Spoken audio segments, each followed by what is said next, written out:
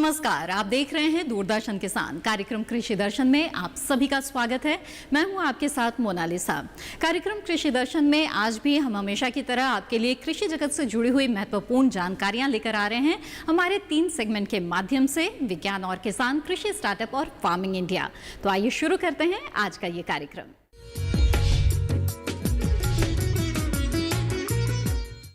आइए कार्यक्रम की शुरुआत में सबसे पहले देखते हैं हमारा पहला सेगमेंट विज्ञान और किसान। कोरोना वायरस के वजह से देश भर में लॉकडाउन की स्थिति बनी हुई है।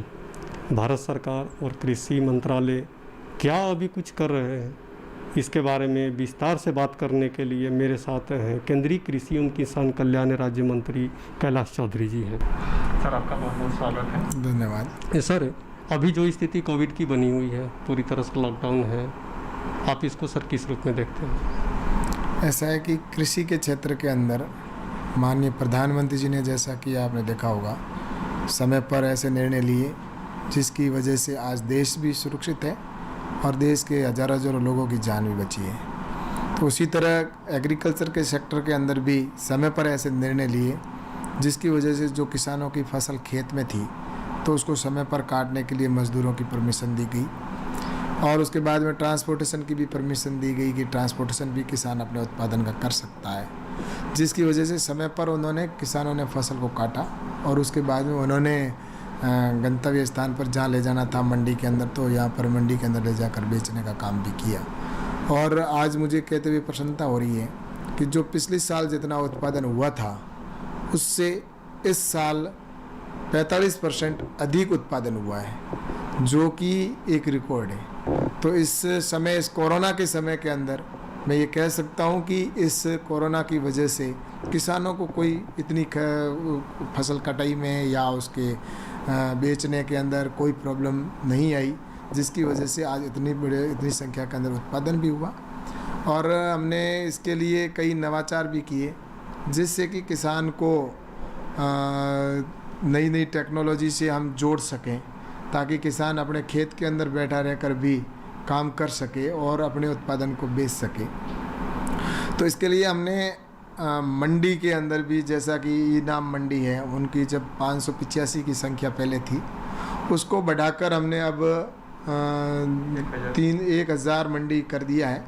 और ये 1000 मंडी के अंदर हमने ये भी किया कि इसके अंदर किसान, जैसा FPO है, अगर फार्मर प्रोड्यूसर ऑर्गेनाइजेशन है या किसान समूह है या अगर कोऑपरेटिव है, तो उनको भी उसी तरह, जिस तरह से पहले ट्रेडर खेती के अपने उत्पादन को ट्रेडर टू ट्रेडर ही ट्रेडिंग होती थी, लेकिन अब FPO और कोऑपरेटिव भी अपने उत्पादन को अपने खेत में पड़ा और उसका फ़ोटो अपलोड करके और उसकी बोली लगा सकता है और वहाँ से सीधा ही जहाँ पर वो बोली के अंदर आएगा तो वो सीधा वहाँ पर भेज सकता है मंडी।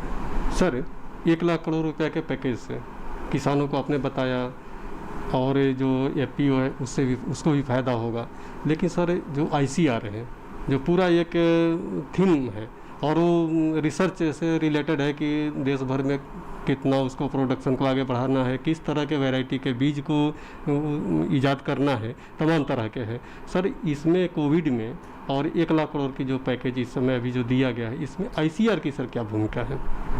इसमें ICR और एग्रीकल्चर अलग नहीं है, ICR उसके साथ ही और नए नए रिसर्च हो रहे हैं। आज भी हमारे पूषा के अंदर जहाँ ये रिसर्च सेंटर है, तो यहाँ पर साइंटिस्ट हैं, वो नई किस्म के बीज है उनका आविष्कार कर रहे हैं। और आज देश के अंदर जहाँ जिस क्रॉप के अंदर सबसे ज़्यादा अगर कोई वैरायटियाँ हैं आज देश के अंदर जहाँ पर उत्पादन होता है, तो उसमें ICR का ही है जो वैरायटी है, वही उसके अंदर न्यूट्रिएंट्स की मात्रा को देखें तो भी ज़्यादा है और उत्पादन की भी अगर है तो वो ICR का ही देने। तो इसलिए ICR के अंदर निरंतर इसका रिसर्च चलता रहता है। इसके लिए बजट का भी कोई कमी नहीं है और जैसे भी आवश्यकता होती है तो एग्रीकल्चर और ICR एक ही है और इसको मिलाकर, कुल मिलाकर किसान के लिए काम करना है। तो लक्ष्य एक है, वो हम पूरा करेंगे। मछली की आँख की तरह हमारा लक्ष्य ले रखा है हमने कि हमें किसान की इनकम बढ़ानी है और किसानों को समृद्ध करना है। जी सर, किसानों की आमदनी बढ़ाना है, आपने जैसे बताया, लेकिन अभी सर फिलहाल हम देखते हैं कि कृषि के कई ऐसे क्षेत्र हैं ख़ासतौर से फूलों की खेती, सब्जियों की खेती, फलों की खेती, और आपके जो पशुपालन मंत्रालय है उसके ख़ास तौर से पोल्ट्री, चाहे एग हुआ, फिश हुआ, अनेक तरह के जो भी सेक्टर है सब प्रभावित है सर। इसको 1 लाख करोड़ जो है, इससे किस तरह से उसको उन्नयन में ज़्यादा से ज़्यादा मददगार साबित हो सकता है? ऐसा है कि एक तो मेरा तो यही है कि इंट्रीकेटेड फार्मिंग हमें करनी चाहिए, जिसमें फिशरीज भी उसी खेत के अंदर हो, हॉर्टिकल्चर भी उसी खेत के अंदर हो, और पशुपालन का भी उसी के अंदर हो। सबको मिलाकर एक सब्जी भी वहीं पे हो, अन्य फसलों का भी उत्पादन वहीं पे हो। तो इस तरह से एक इंटीग्रेटेड वहाँ पर हो, जहाँ मुर्गी पालन भी हो, सारा कुछ हो। तो ऐसा होगा तो किसान को एक तो उसमें लाभ मिलेगा, और दूसरा जैसा आपने कहा कि फल और सब्जी, इसके लिए हमने एक प्लान किया है। आने वाले समय के अंदर हमने 25 देश के शहरों को चिन्हित किया, जो बड़े शहर हैं जिनकी 20 लाख से अधिक की आबादी के शहर हैं। उनके पास में जो फल और सब्जी के किसान हैं, उनके लिए ये आने वाले समय के अंदर ये योजना जीवन बदलने वाली होगी, गेम चेंज होगा। उसके अंदर एफपीओ होगा, जो भी उस शहर के आसपास के सब्जी और फल के किसान हैं उनका एफपीओ होगा। वो एफपीओ सब मिलकर एक एफपीओ बनेगा, जैसा कि उसके पास के ज़िले भी हो सकते हैं, और उन सब को मिलाकर जितने भी आसपास में 50-100 एफपीओ होंगे, उन सब का एक बड़ा एफपीओ समझो ऐसा एक संगठन बनेगा, जहाँ पर सरकार की तरफ से, भारत सरकार की ओर से सहयोग भी मिलेगा। वहाँ पर वेयर हाउस और कोल्ड स्टोरेज के लिए जो एक लिमिट तक उनको सहायता भी मिलेगी, और उसमें एक एक प्रतिनिधि सभी एफपीओ का उसके अंदर होगा, और उसके ऊपर जो बोली लगाकर जो ट्रेडर है दूसरे जो भी उस शहर के, वो वहाँ से उत्पादन को लेके जाएंगे और रेट तय होगी। तो उससे किसान को अधिक पैसा मिलेगा, और बीच के बिचौलियों का कभी जो गेम है वो भी ख़त्म होगा। तो इस तरह का हम फल और सब्जी के किसानों के लिए कर रहे हैं, और ऐसे अन्य भी जो उत्पादन है उनको लेकर भी आगे विचार चल रहा है। तो मैं सोचता हूँ कि आने वाले समय के अंदर हम सब मिलेंगे, और किसानों को लिए जो भारत सरकार काम कर रही है वो आपको आने वाले समय के अंदर दिखेगा। कि जितना काम अभी इस समय के अंदर प्रधानमंत्री जी मोदी जी के कार्यकाल में जो काम हुआ है हर सेक्टर के अंदर, वैसा काम अगर 60 साल जिन्होंने हुकूमत की उन्होंने अगर किया होता तो आज किसान की ये दुर्दशा नहीं होती। किसान को ऋण लेने के लिए मोहताज नहीं होना पड़ता। किसान को कभी कोई सरकार आती है कहती है हम किसानों का कर्जा माफ़ कर देंगे, फिर कोई सरकार आती है करती है कि नहीं करती वो उनका विषय है, लेकिन फिर कभी ऋण माफ़ हो भी जाता है, कभी फिर ऋण लेता है, फिर कर्जदार होता है, फिर ऋण लेता है, फिर कर्जदार होता है। क्या जीवन भर किसान ने इसीलिए जन्म लिया है कि वो कर्जदार होता ही जाए? मोदी जी चाहते हैं कि किसान को इतना मजबूत करें कि किसान को ऋण लेने की नौबत ही नहीं आए, किसान स्वयं आने वाले समय के अंदर ऋण देने वाला बने, न कि ऋण लेने वाला बने। इस सोच के साथ हमारी सरकार काम कर रही है।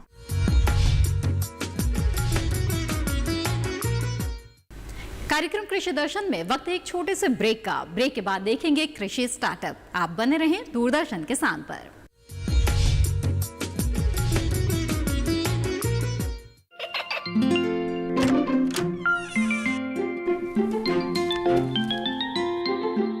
ये क्या हो रहा है?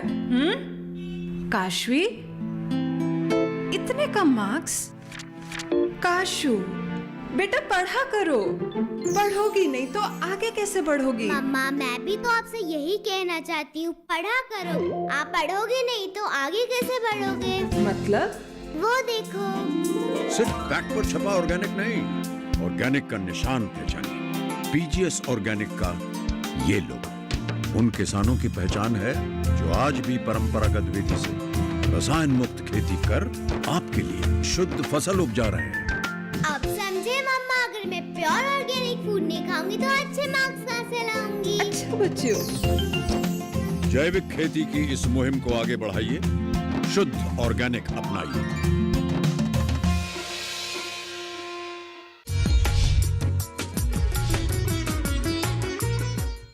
ब्रेक के बाद आप सभी का फिर से स्वागत है। आप देख रहे हैं कार्यक्रम कृषि दर्शन, और अब बारी है हमारे अगले सेगमेंट कृषि स्टार्टअप की। तो आइए देखते हैं एक सफल कृषि उद्यमी की कहानी।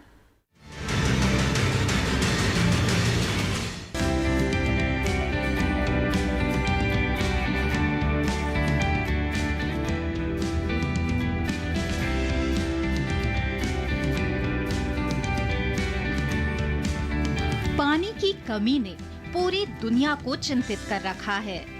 बगैर पानी के इस धरती पर जीवन की कल्पना नहीं की जा सकती है। इंसान और जीव जंतु तो छोड़िए, पेड़ पौधे और वनस्पति तक का इस धरा से नामो निशान मिट जाएगा। कहने को तो इस पृथ्वी का आधे से ज्यादा हिस्सा जलमग्न है, लेकिन समुद्र का जल न तो इंसानों के लिए किसी काम का है और न ही पेड़ पौधों के लिए। मुश्किल पीने वाले और जीने वाले जल की है, जिसे दुनिया संरक्षित करने के लिए तरह तरह के प्रयास करती है। उन्हीं प्रयासों में एक प्रयास है जिसे पूरी दुनिया ने सराहा है, और उस प्रयास को दुनिया के सामने लाने वाले हैं किसानों के महानायक सुंडाराम। सुंडाराम ने ऐसी तकनीक इजाद की है जिससे महज 1 लीटर पानी में ही पौधा पनप जाएगा। तकनीक को खोजने में तो समय नहीं लगा, लेकिन उसका परीक्षण और नतीजों को सामने लाने में 10 साल का लंबा वक्त लग गया। 1982 से ही सुंडाराम को खेती के प्रति रुझान था, लेकिन पढ़ाई के बाद जब सुंडाराम ने ठान लिया कि उन्हें खेत और खेती में ही आगे की जिंदगी गुजारना है, तो वो देश की तमाम कृषि संस्थाओं में ट्रेनिंग के लिए जाने लगे। इसी दौरान 1982 में सुंडाराम देश की राजधानी दिल्ली स्थित IARI young farmer training course में आए थे। इस ट्रेनिंग के दौरान उन्हें ड्राई लैंड फार्मिंग के बारे में जानकारी दी गई। हुआ क्या कि मैं 1982 में यंग फार्मर ट्रेनिंग कोर्स में था IARI में, तो वहाँ ड्राई फार्मिंग की टेक्निक सीखी थी। सितंबर आ गया, जो पौधे लगाने हैं वो छोटे छोटे 1-1 लीटर के खड्डों में आप वो करके उसमें पौधे लगा दिए, और कि गर्मियों में जब आएगी तो ज़्यादा बड़े गड्ढे करके पानी दे देंगे। हुआ ऐसा कि हम पानी न सर्दियों में दे सके न गर्मियों में, लेकिन पौधे जिंदे रहे। तो फिर मुझे वो ड्राई फार्मिंग वाला कॉन्सेप्ट याद आया। पानी के संरक्षण की इस प्राकृतिक व्यवस्था को समझकर सुंडाराम ने रेगिस्तान में हरियाली का मंत्र खोज लिया और महज 1 लीटर पानी से किसी भी पौधे की जीवन यात्रा को अमर कर दिया। इस तकनीक में जो 2 गहरी जुताई होती है, एक मानसून के पहले मानसून के बाद में, एक आखिरी मानसून के तुरंत बाद में, तो उससे खरपतवार भी नष्ट हो जाती है, और ऊपर से जुताई करने से जो कैपिलरीज बनती हैं, सुराखें बनती हैं, वो भी टूट जाती है। तो वो जो नीचे का पानी आकर इकट्ठा हो रहा है वो पौधे की जड़ें ले लेगी, और उससे पौधा अपने आप। इसी तकनीक से सुंडाराम ने अपने खेत और बगीचे में नीम, शीशम, आड़ू, खेजड़ी के पेड़ लगाए। इस बगीचे में ये फलदार आंवले के पेड़ भी सुंडाराम ने 1 लीटर पानी वाली तकनीक से लगाए, और सुंडाराम का दावा है कि ये आजीवन जिंदा रहेंगे। तकनीक आसान है।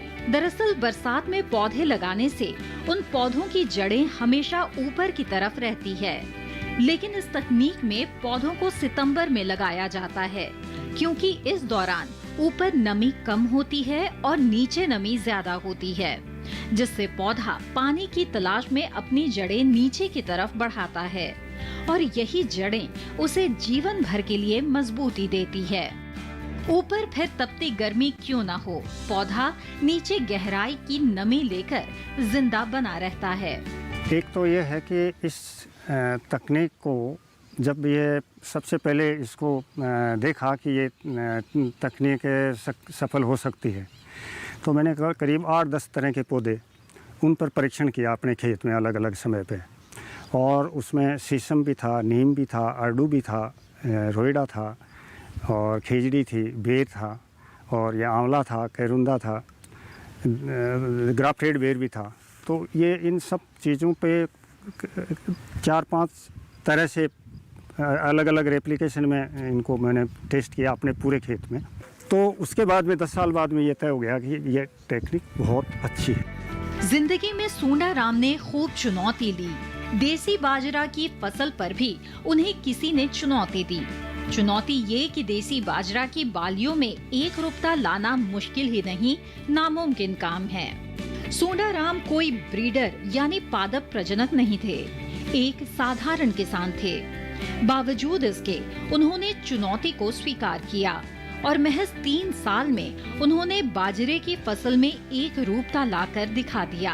कहा था कि आप बाजरे के चक्कर में मत पड़ना, पूरी जिंदगी में भी यूनिफॉर्म नहीं लेके आओगे बाजरे को, देसी को। तो हमने 3 साल में लेके आ गए। फार्मर इनोवेशन के मामले में राजस्थान का स्थान अग्रणी है। इस राज्य के किसानों को हर साल इनोवेशन के लिए कोई न कोई अवार्ड मिलता है और इसके पीछे सूडाराम जैसे नायकों की भूमिका अहम है। सूडाराम का फॉर्मूला सीधा है, स्वदेशी ज्ञान और नए ज्ञान का समन्वय करके इस देश के किसानों को और कृषि को आगे, बहुत आगे ले जाया जा सकता है।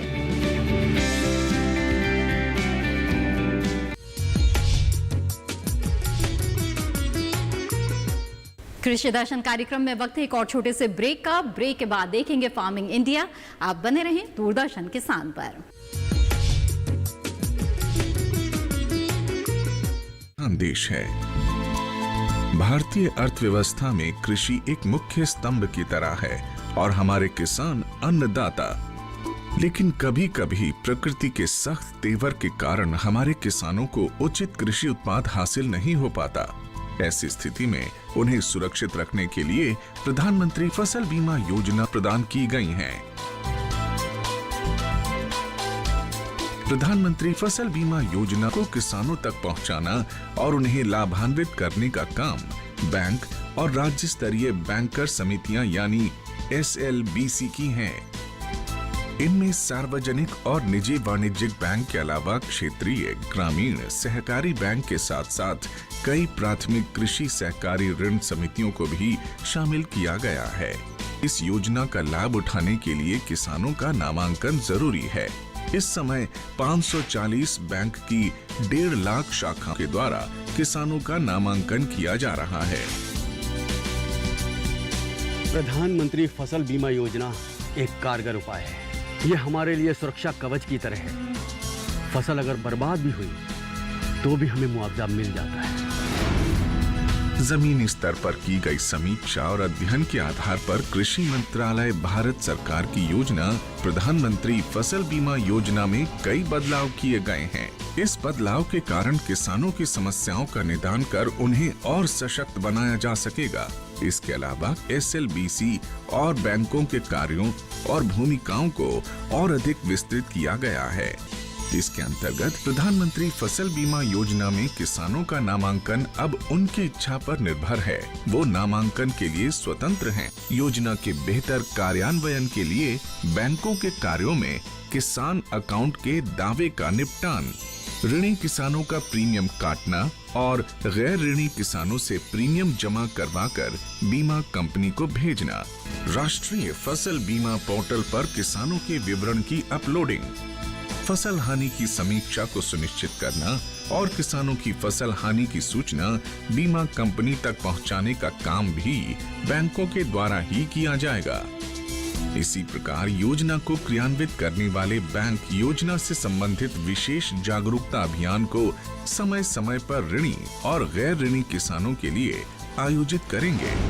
ऋणी किसानों को योजना में भाग लेने के लिए उन्हें कॉल या SMS के द्वारा भी संपर्क और सूचित किया जाएगा। नामांकन की सुविधा के लिए जन धन खाता या बचत खाते का होना जरूरी है। गैर ऋणी किसानों का बैंक में खाता मौजूद नहीं है तो पहले उनका बचत खाता खोलकर सभी सुविधाएं दी जाएंगी। बैंक की शाखाओं को घोषणा पत्र की हार्ड और सॉफ्ट कॉपी को भविष्य में पत्राचार के लिए संभाल कर रखना होगा और उसकी एक कॉपी या एक्नॉलेजमेंट किसान के हवाले किया जाएगा। नामांकन के लिए कट ऑफ डेट से 2 दिन पहले तक बीमा के लिए फसल का नाम बदलने का प्रावधान होगा। बैंक की शाखाएं नेशनल क्रॉप इंश्योरेंस पोर्टल पर सभी विवरण भी दर्ज करेंगी। सभी किसानों और विशेष ऋणी किसानों के आधार नंबर को जांचकर बैंक द्वारा अपडेट किया जाएगा। राज्य और जिला अधिकारी संबंधित एजेंसी और बीमा कंपनी के समक्ष किसानों को शिकायतों की सुविधा प्रदान करने का काम भी बैंकों के द्वारा किया जाएगा। SLBC बैंकों के लिए स्थापित एक शीर्ष संस्था है। यह संस्था राज्य सरकार और भारत सरकार के साथ समन्वय स्थापित कर सदस्य बैंकों के द्वारा प्रधानमंत्री फसल बीमा योजना को क्रियान्वित कर भारत के किसानों को सशक्त करने का काम कर रही है और उसका सीधा लाभ हमारे देश के किसानों तक पहुंचाया जा रहा है। सशक्त किसान, देश की शान।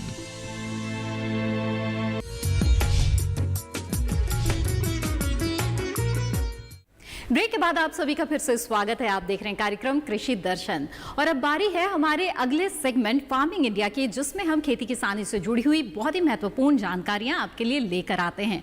तो आइए देखते हैं आज क्या कुछ खास है आपके लिए हमारे इस सेगमेंट में।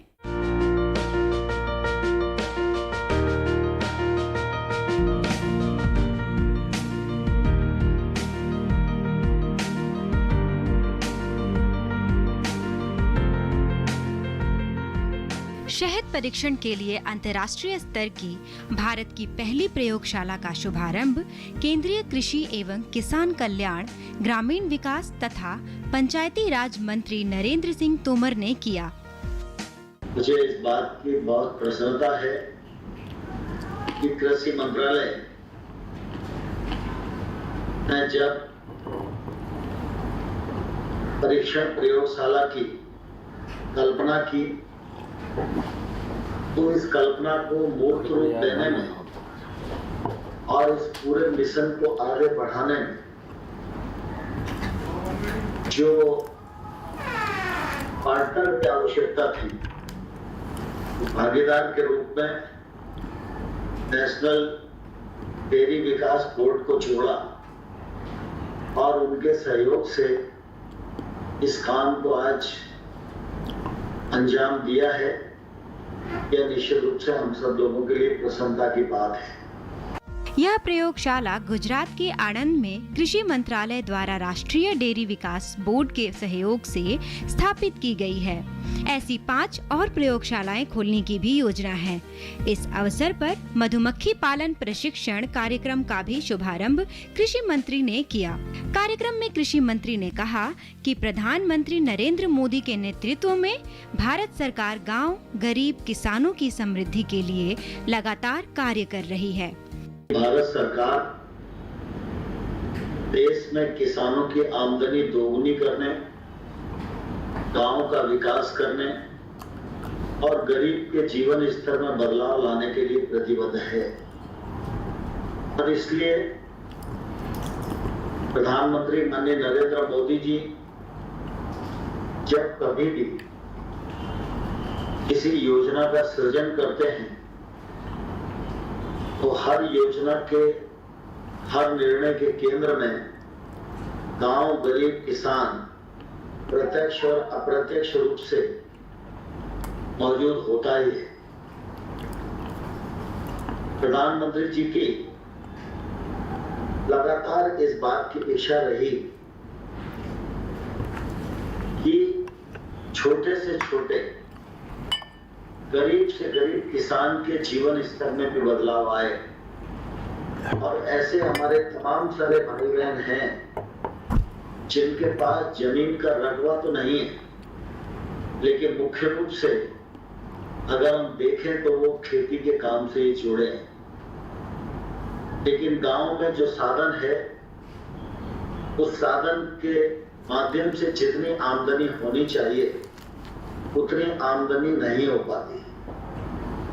और प्रधानमंत्री जी का हमेशा यह दृष्टिकोण रहा, गांव में रहने वाले गरीब आदमी की, किसान की ताकत बढ़ेगी, समृद्धता बढ़ेगी, तभी हमारे देश की ताकत बढ़ेगी। प्रधानमंत्री जी की सदैव इच्छा रही है कि छोटे से छोटे किसान के जीवन में भी सकारात्मक बदलाव आए और उनकी आय बढ़े, उनकी ताकत बढ़े और ऐसा होने पर ही हमारे देश की ताकत बढ़ेगी, क्योंकि बड़ी आबादी गांवों में निवास करती है। इनके सहित विभिन्न सेक्टरों के लिए योजनाएं बनाते हुए सरकार देश का निरंतर विकास कर रही है। कृषि विज्ञान केंद्र का उपयोग करके इस दृष्टि से भी जागरूकता कार्यक्रम फैलाने की आवश्यकता है कि मधुमक्खी पालन अगर आपके आसपास किसी क्षेत्र में हो रहा है तो यह आपके खेत में उत्पादकता बढ़ाने में सहायक होगा। फिर प्रोसेसिंग होगी, विपणन होगा, तो निश्चित रूप से जो उसका मालिक होगा उसको फायदा भी होगा, उसको आमदनी भी होगी। लेकिन जब हम मधुमक्खी पालन के बारे में विचार करते हैं तो एक पक्ष है शहद का उत्पादन बढ़ाना, शहद के उत्पादन का योगदान कृषि की जीडीपी में जुड़े, यह भी हमारी आवश्यकता है। लेकिन इसका जो दूसरा पक्ष है वो दूसरा पक्ष हमारे ध्यान में रहना जरूरी है कि जो छोटा मझोला और जिसके पास कृषि नहीं है, ऐसा जो वर्ग है, उस वर्ग को टारगेट करके अगर हम मधुमक्खी पालन को प्रोत्साहन देंगे तो निश्चित रूप से यह हमारा मिशन उन क्षेत्रों तक, उन वर्गों तक, उन व्यक्तियों तक पहुंचेगा जिसको निश्चित रूप से 2 जून की रोटी उपलब्ध कराने की आज तकलीफ हो रही है। कृषि मंत्री ने कहा कि केंद्र सरकार के प्रयासों से मधुमक्खी पालन को बढ़ावा देते हुए शहद के उत्पादन तथा निर्यात में लगातार वृद्धि हो रही है।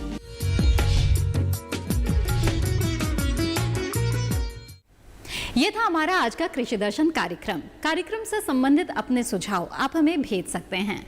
हमारा पता है कृषि दर्शन, कमरा नंबर 10, CPC, खेलगांव, दूरदर्शन, नई दिल्ली 110049। आप हमें ईमेल भी भेज सकते हैं। हमारा ईमेल आईडी है krishidarshandddk@gmail.com। कृषि दर्शन की आज की कड़ी में बस इतना ही। अगली कड़ी में हम फिर हाजिर होंगे कुछ और खास जानकारियों के साथ। तब तक के लिए दीजिए इजाजत। नमस्कार।